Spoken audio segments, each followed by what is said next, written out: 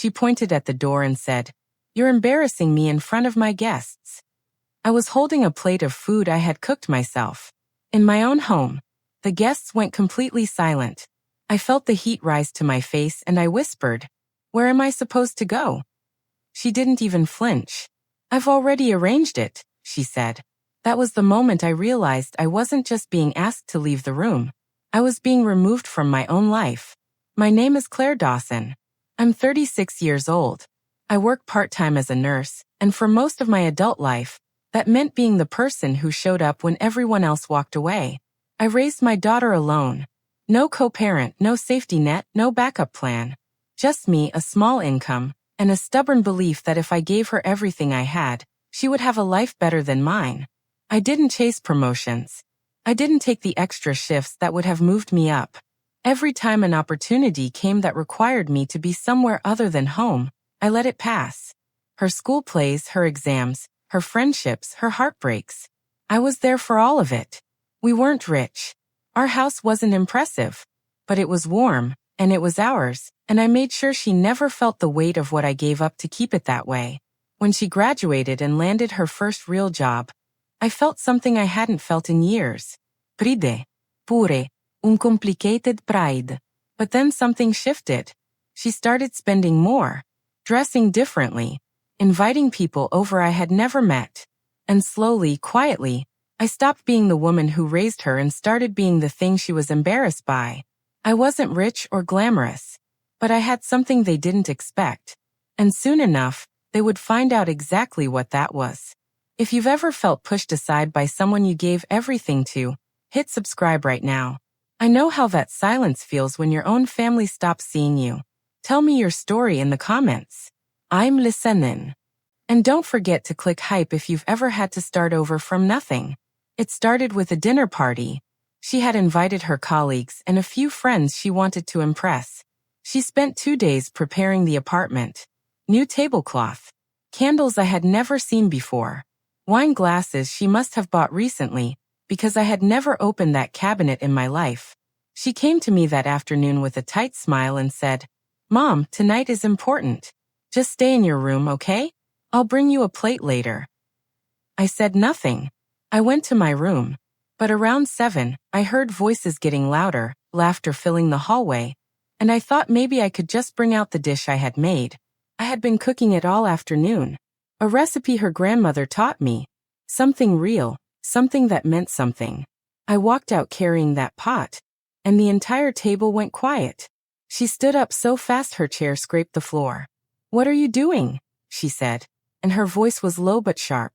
I said, "I just thought I'd bring the stew. It's your favorite." Her face changed. Right there, in front of everyone. "This isn't your place anymore," she said. "Please stop ruining things." I stood there holding that pot while 8 strangers looked at me like I was a problem to be solved. She didn't stop there. She told me she had already spoken to a care facility, that it was better for everyone, that I would be taken care of. Her words were calm and rehearsed, which told me she had been planning this for a while. I asked her when she had decided this. She looked away. I packed a bag that night while her guests were still at the table. The house, I would later realize, had been transferred into her name 2 years before. I hadn't paid close enough attention. I left quietly, holding back everything I felt, while she stood by the door and stared at a spot just past my shoulder. The care home was clean, orderly, quiet in a way that felt less like peace and more like absence. The first week, I called her every day. She answered twice. The second week, she stopped picking up altogether. A staff member told me gently that a woman had come by to collect some boxes from a storage unit I had shared with my daughter. I knew without asking that it was her. She had taken my things. Not all of them, but enough. Books. A small cabinet. Things I hadn't thought to move because I hadn't believed it would come to this. Then one afternoon I was near the common room, and I heard her voice on the phone through the window. She was talking to someone outside. She said, "It was time." She was becoming a burden. I sat down on the nearest chair and stayed very still. Something inside me had been hoping she was struggling with the decision, that she felt some guilt. Hearing those words closed that door. I stopped hoping and started thinking. I began using my nursing skills to help other residents. Small things. Checking on an elderly man who had trouble sleeping. Sitting with a woman who cried every evening. It gave me something to hold on to. The staff noticed. A few of them started talking to me like a person rather than a resident. My spine straightened a little more each day. Not because the pain was gone, but because I had decided it wouldn't define me. What they didn't know was that I had spent 20 years paying attention. I'm a nurse. I document things. It's what I do. Before I left that night with my bag, I had already gone through the filing cabinet in my bedroom and taken copies of everything that mattered. Bank statements from the years I contributed to the mortgage. Receipts. Emails. The original property agreement from when the house was purchased, long before any transfer paperwork existed. I had a small folder, and inside that folder was a version of events that was very different from the story my daughter was telling. The house transfer hadn't been simple. There were conditions attached to the original purchase that she either didn't know about or had chosen to ignore. I said nothing to anyone about this. I sat with it. I kept it close. And every time I felt like giving up, I opened that folder and remembered what I knew. A man named Gerald Sims came to see me on a Thursday afternoon. He was older, moved carefully, and wore a jacket that had seen better decades. He had been my late husband's lawyer, and a mutual friend had told him what happened. He sat across from me in the visiting room, folded his hands on the table, and said, "I helped write the original agreements on that property. I think you should know something." He told me that when the house was purchased, a clause had been included at my husband's insistence. It was buried, easy to overlook if you weren't looking for it. But it was legally binding. My daughter, meanwhile, had been spending freely. A new car. Arenevati d'appartement interior. Subscriptions and trips and a lifestyle built on assumptions.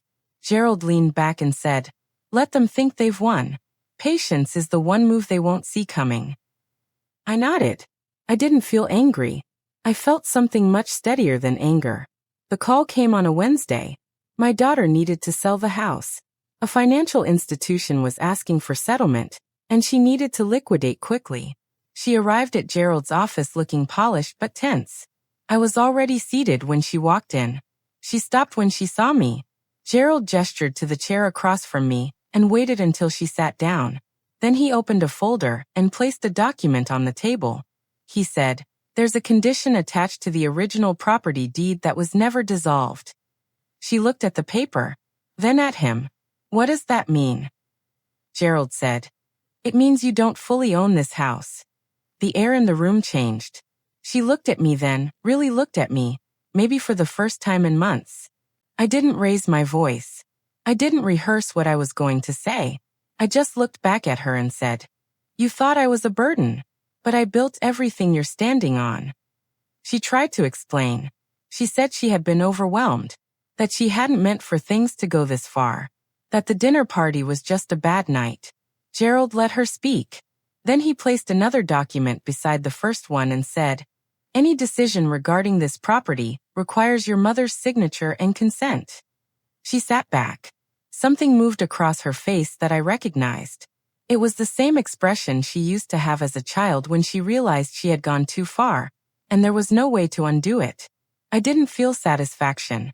I felt clear. I felt like myself again. I didn't go back to the house. I want to be honest about that. Some people might expect a story like this to end with a reconciliation, with flowers on a doorstep and a daughter who learned her lesson overnight. That's not what happened. I chose to stay at the care home, but I chose it this time, on my own terms, with a room I had made comfortable and people around me whose company I had come to genuinely appreciate. My daughter and I spoke a few weeks later. The conversation was short and careful. She didn't apologize outright, but something in her voice had changed. The arrogance was gone. She asked if we could talk again sometime. I said maybe. The legal situation was resolved in a way that protected my interests without destroying hers entirely. She kept the house but under conditions that acknowledged my role in building it. I don't know what the future holds for us, but I know this much. Losing everything showed me what I was actually made of, and I wasn't what she thought I was. I never had been. If your family ever made you feel like a burden after everything you gave, You are not alone. Share your story in the comments. I want to hear it. Subscribe to join a space where your voice matters. Click hype to help this story reach others who need it. Did this story hit home? Let me know by liking the video and sharing your thoughts in the comments. Click hype to help this story find others who felt the same way. Your support makes a huge difference.